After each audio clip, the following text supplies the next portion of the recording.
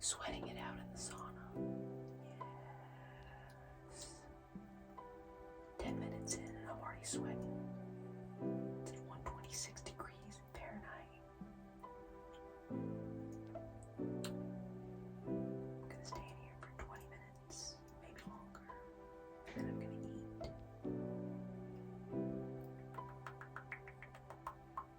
But what am I gonna eat? I'm 12 days sober from smoking. I've been sober from alcohol for longer than that. I'm not really sure because alcohol wasn't really a temptation for me, but smoking was a big addiction for me. For 10 years, I had a habitual smoking addiction. CBD, hemp, THC.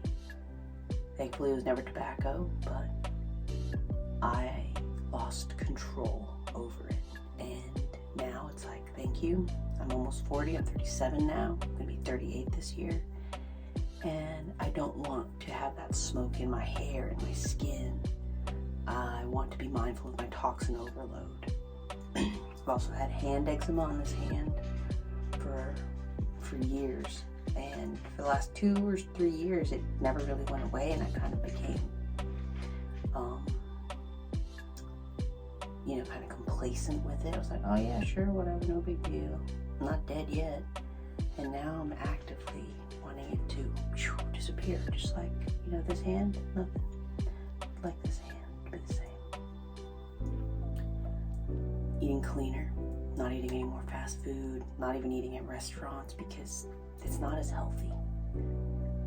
The restaurants have a desire to profit, and most of the time their oils, their ingredients, they're full of other things. So like last night as an example, I made French fries from scratch, peeled my potatoes, air fried them, rubbed them in ghee, put them back in the air fryer, salted them, ate them with some ketchup.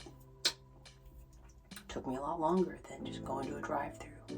However, my ingredients were like 3 things: potatoes, salt, ghee. Whereas French fries from a fast food place would have had like a long list of bullshit. Taking control of my health, one day at a time.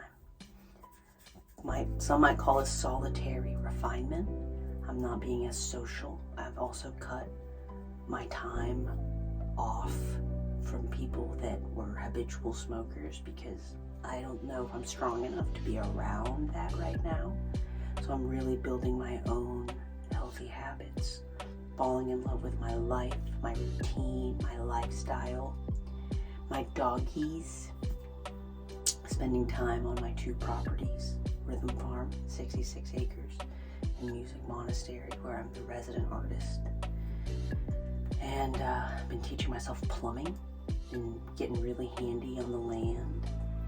And I'm grateful. I'm proud of myself. YouTube, oh my God, thank you, YouTube. I can do so much just by watching a couple videos.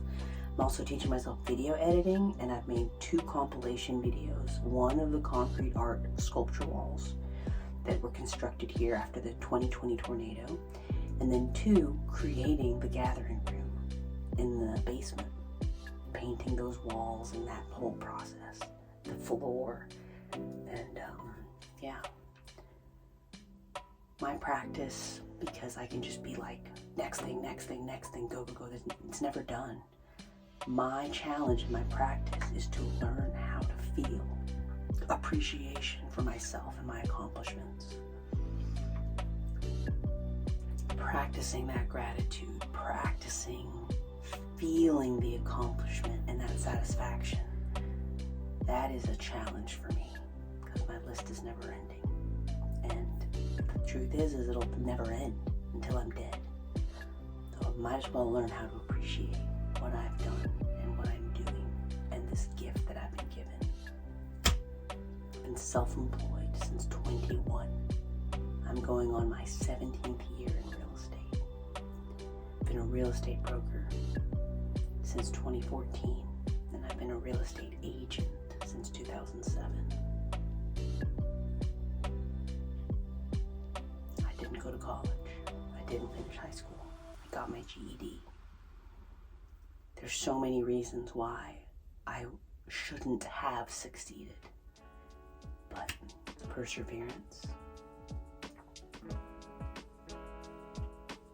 determination, and going forward in spite of fear.